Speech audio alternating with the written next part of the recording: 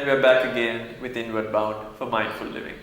So, Mr. Suraj, now we established, much like we do in every session, we established the problem. We established the repercussions when you don't put it in check, pretty much. Now, how exactly does mindfulness come into this? Yes. Now, going back to our working definition of mindfulness, what we do is we bring the mind to the present moment and observe without interfering what really happens. Yes.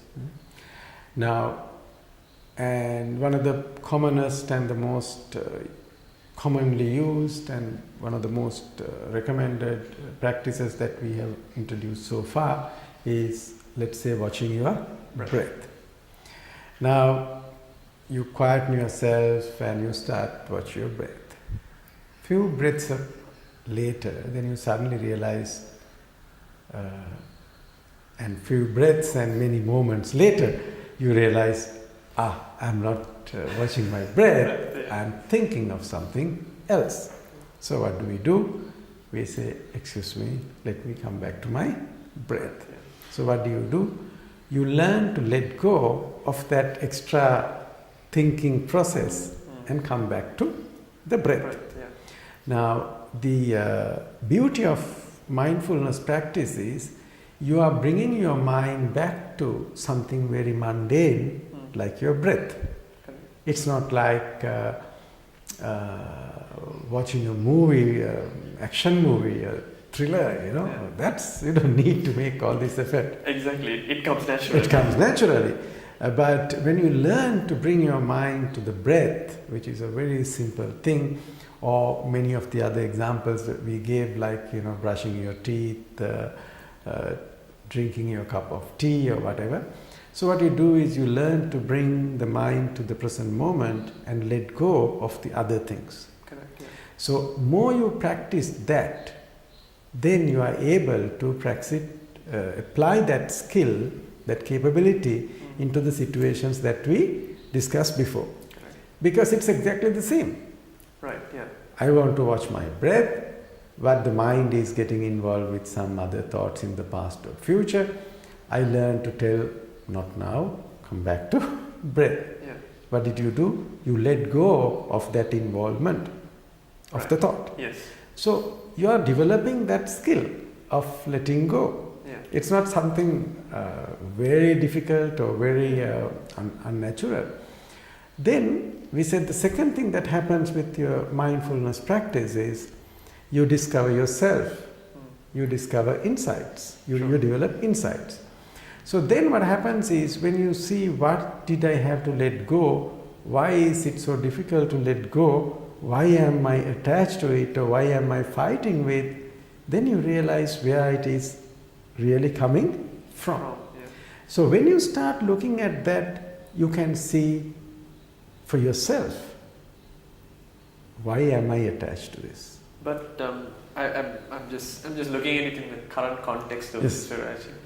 Don't you think that, in the present day and age, and I think this is a problem that many young people would have, there are so many distractions. Now, I personally know that, okay, so in my line of work, I'm supposed to watch television, I'm supposed to read newspapers. But to be honest, there are occasions when it seems quite mundane, the things that actually happen on TV or in the newspapers. And I tend to drift to my phone or to my laptop while that is happening. And I've gotten accustomed to maybe weeding out the necessary, I can hear it and I can sense what is being said, but there are multiple things happening. And I know for a fact that my parents might not get exactly why I'm able to do that as well. That generation, it's in a specific way. If you're watching this, and I think it's conditioned in such a way that they didn't have as many distractions that we did. But is that also wrong in that context? There are occasions in which you can't necessarily focus, not because you don't want to, but you're pretty much multitasking. I don't think that has a problem because now I come from a village originally. So walking on a village road and walking in the busy streets of Colombo is two different things. And so I see the same thing.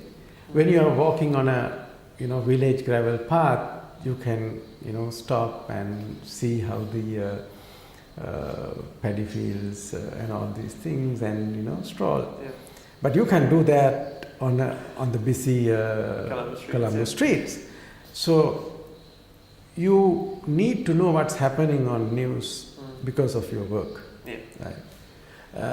But it doesn't require you to be a serious viewer to see whether how is this news being, unless you are interested in news reporting.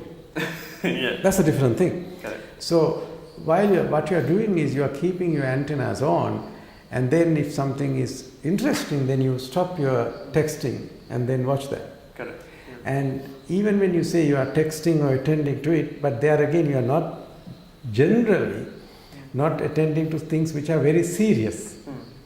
Yeah. If it is something serious, you will definitely stop watching that news and pay attention. For example, say you are watching news and you know it, because in news once you know the headline, that's enough. Yeah. The rest is filler. So while you're doing that, then you get this email which is suddenly saying, the problem with one of your clients and you need to immediately get attended. True. Then you might even stop watching news and get focused on that. Yeah. Now, that's the normal way of doing things. I don't see anything problematic in that. So what we are discussing here is the ability to let go of things that are not important. Right. Ability to let go of things that are pulling you down and making you unhappy, and which are detrimental to being focused And progress, pretty much. in what you are supposed to do. Yeah. Because we are talking about mindfulness in the context of day-to-day living, busy corporate executives, students, and all these people, Yeah.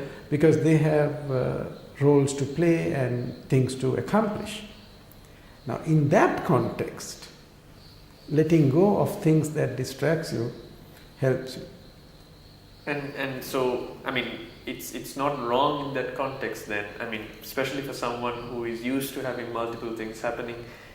I think the skill that you have to hone is when you need to focus, it should be possible, right? Yeah. So, if you really want to develop deeper levels of mindfulness, of course, then watching news and screen time, all these things reduces your ability to develop. But I am talking of this in the context of you and I, who need all these things happening at the same time to learn. Okay, when I want to switch off, I can switch off. But you can't just tell that if you haven't been practicing. I think we've actually had quite an insightful session, and today, at least in the context of this episode, our viewers will love to also let go to move on to the next one. So thank you ever so much, Surarachi, and thank you to all of you all as well. So until next time, goodbye.